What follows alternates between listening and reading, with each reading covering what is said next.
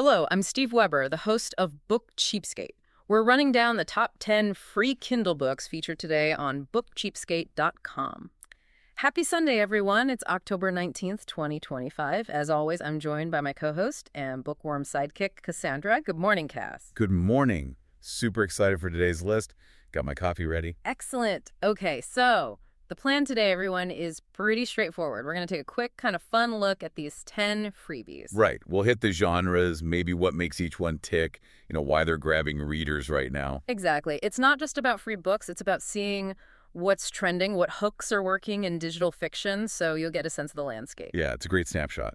Okay, let's kick it off. All right, book one. The End of the World is Nigh. That's Ally Oldfield, book one. The title sounds pretty heavy. It does, but the sources say it's actually a humorous dark comedy. And a thriller, too, kind of blended. Yeah, the premise is pretty wild. You've got this con man, Philibert Montmorency, back in, 1561, and he somehow ends up in prison with the actual Nostradamus. Seriously? Okay, that's a hook. Right, and he basically thinks, hey, being a prophet looks way more profitable than my usual cons.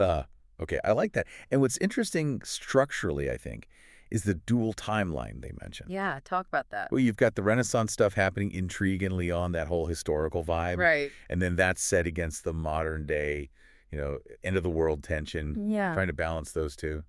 That's tricky. Definitely. And the main character, this Dr. Ally Oldfield, she sounds like she grounds it all. How so? Well, she's described as really cynical. She has to check out this new prophecy, but she's not excited about potentially saving humanity. Okay, so she's our reluctant guide through the chaos. Yeah. That makes sense. The comparison they made was interesting, too. Oh, yeah. The Da Vinci Code meets Good Omens. Exactly. Yeah. That tells you a lot, the historical mystery element plus that quirky dark humor. It really captures that trend of using humor in thrillers, even with massive stakes. Makes it feel, I don't know, more accessible. Totally agree. Okay, so from high-concept single books to, sheer volume. Right.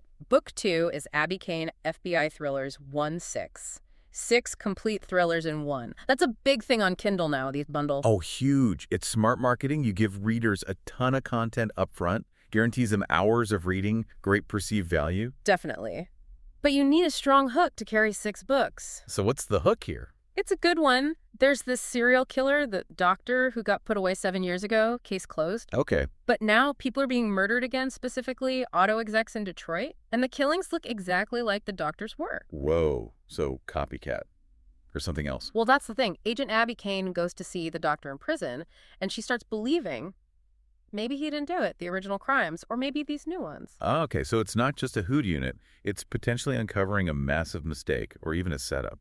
Exactly. And the setting, gritty Detroit, is apparently key. There's this huge cover-up, corruption. And it's so deep that even the victims, the executives being targeted, want her to stop digging. Wow, that's intense. Corruption fighting itself. You can see why they compare the pacing to James Patterson then. Just relentless. Yes, 6 books of that. It's a commitment. But they say Abby Kane is a really complex character, like Corinne Slaughter's or Tess Gerritsen's leads. That depth is probably what keeps you going through a long series. Okay, let's shift gears completely. From Detroit grit to Cornwall. Yeah, book 3, Shadows of Tintagel, Cornish crime thriller. And the big draw here seems to be atmosphere. Atmosphere is huge in British crime, so Tintagel. That's King Arthur territory, right? Exactly, legendary home of King Arthur. So that immediately gives this modern crime story a kind of mythic, ancient backdrop. I love that. Using the landscape almost as a character. What's the actual plot setup? You've got an ex-detective, Alex Marshall. He's moved there trying to escape his own past, looking for peace, basically. Good luck with that in a crime novel. Right. Of course, he gets pulled into a local crime wave, and then there's this mysterious woman, Sarah Chessy, who seems to have dangerous secrets of her own. Classic. The sources compared it to Poldark meets Branchurch. Moody, intense, landscape-driven. Yeah, and perfect if you like Anne Cleeves' Shetland books, that sort of isolated, atmospheric feel. Definitely my kind of thing. Okay, sticking with strong settings, but different genre, historical romance. Yep, book 4, The Duke's Unwanted Temptation. This is book 1 of the Unwanted Wives series. Regency, second chance romance. A second chance. Yeah. Always popular. There's built-in history, built-in angst. Totally. And here, the angst is pretty high. The Duke, Devlin, apparently ditched his wife, Teresa, on their wedding day 2 years ago. Ouch. Okay, so he's got some making up to do. Big time. Now, 2 years later, she's left him. and he has to track her down and basically beg her to come back. Groveling is involved. Huh. Okay, I see the appeal. The power dynamic is flipped. She holds all the cards, and the powerful Duke has to earn his way back. Exactly. It's that satisfaction of seeing the rake held accountable, you know. They mention the emotional depth as like Tessa Dare, but with that slow burn tension you get from someone like Lisa Kleypas, where the redemption feels earned, not just rushed. Right. Needs to be believable. Okay, we've done dark comedy, thrillers, moody crime, historical romance. Time for something lighter. Definitely lighter. Book 5, Sweet Murder. This is Witches of Keyhole Lake, Book 1. Psychic suspense / witchy cozy mystery. Cozy mystery, love it. So low stakes, amateur detective, quirky setting. Pretty much textbook. The murder itself sets the tone. A guy literally drops dead face first into his coleslaw at the local barbecue joint where the main character, Noelle, works. Dead in coleslaw. Okay, yeah, that's definitely cozy territory. You can't take that too seriously. Not at all. And the details sound fun. Noelle's a witch, there's a handsome sheriff, gospel old ladies, Rad. and get this, a cursed miniature donkey. A cursed miniature donkey. Yeah. Sold. Right. Plus, her aunt is a ghost described as living impaired who still bosses everyone around. Okay, that sounds like pure fun. The magic lets you have conflict without making it too dark or scary for the cozy vibe. Exactly. And there's a bonus novella included too, Cruise Ship Caper. Yeah. Just pure, charming escapism. Nice. All right, let's swing back to the dark side again. We are genre hopping today. Book 6 is City of Fallen Angels. Back to crime, but this time it's L.A. Noir, dark, atmospheric. L.A. Noir. Yeah. So you've got that whole sunshine hiding darknesses thing. The city itself is almost a character, usually corrupt or decaying beneath the surface. Totally. The plot involves a serial killer called the Werewolf Killer terrorizing L.A. And the chilling part, no known links between victims, no clear motive. Makes the investigation way harder, psychological. Exactly. It focuses on the cat and mouse game between Detective Tanya Reynolds and this killer, and it apparently plays with who's really the hunter and who's the prey. Ooh, I like that ambiguity, that psychological edge and the cynicism. That's classic noir. They compare it to Michael Connelly's Bosch series. They do, capturing that same sense of the city being part of the problem, the detective working against the grain. Makes sense. Okay, from L.A. back to the Regency Ballroom. You got it. Book 7, His Mad Duchess. Dukes of Redemption, Book 1. Another historical Regency, but this one hits the marriage of convenience trope. Forced proximity. Ah, another classic trope. Always fun. What's the setup here? How are they forced together? It's the classic compromising situation. Spinster Lady Margaret and this scandalous Duke Sebastian get caught alone in a locked library. Her gown is torn. You know the drill. Oh, yeah. Regency ruin averted only by immediate marriage. Exactly. But Margaret tries to take control. She lays down rules, no love between them, no producing an heir, and absolutely no more of his rakish behavior. Right. Which basically dares him to break every single rule. Pretty much. The fun is watching him try to charm and tease his way past her defenses. It's all about the banter and the forced closeness. And it's the reformed rake idea again. Yeah.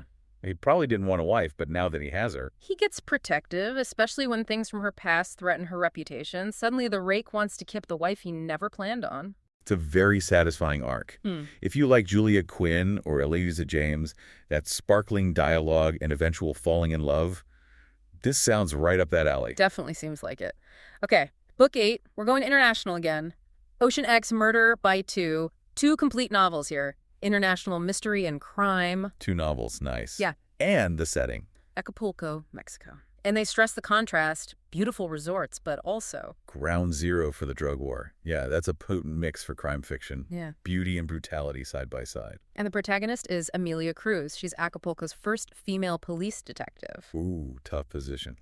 Especially in what's likely a very male-dominated, possibly corrupt department. Extremely. Yeah. And it gets worse. Her own lieutenant is murdered, and she gets assigned the case, which plunges her right into a web of corruption no one wants uncovered. Wow. High stakes. And the series has won awards. Poison Cup, Silver Falchion. Yep. That suggests it's not just thrills, but has authentic procedural elements and good cultural detail. It's rooted in the specific realities of that place. Sounds compelling. Okay, just 2 left. Where are we heading now? Back to the U.S. for some classic PI action. Book 9, The Things We Keep. This is book 14 in the Jerry Howard mystery series. So established character, classic American private investigator feel, women sleuths category.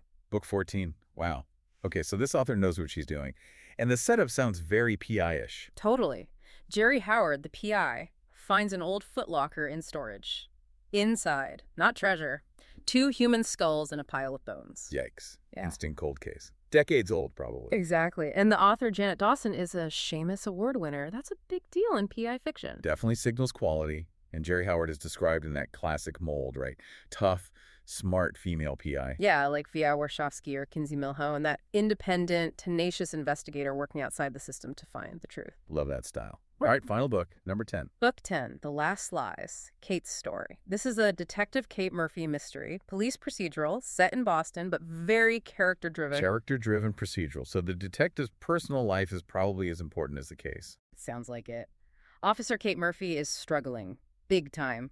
Problems at work, problems in her marriage. Very messy. Relatable, unfortunately. What's the case she's working on? It starts strangely with a high number of animal deaths around the city. That's often a red flag in criminology, isn't it? Yeah. Can be linked to escalating violence towards humans. Exactly. It hints at something much darker underneath. But the focus seems to be on Kate's journey. To solve the case, she has to confront her own issues, her own last lies. So personal transformation is key. The comparison they made to Mayor of Easttown makes a lot of sense then. That flawed, complex protagonist whose personal struggles mirror the darkness of the case. Yeah, it sounds like that kind of emotionally resonant procedural. Whew! Okay, that's our 10. Quite a mix. It really is.